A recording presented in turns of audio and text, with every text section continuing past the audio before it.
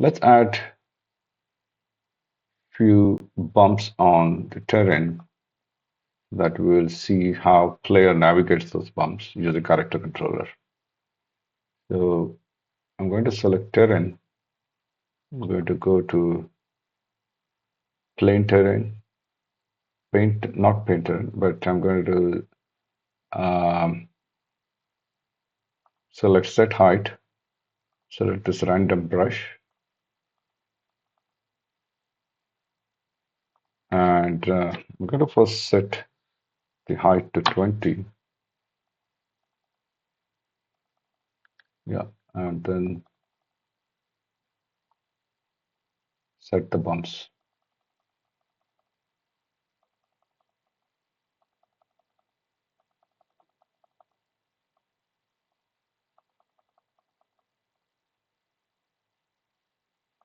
You can add the trees also if you want. Okay, I think that's enough for now.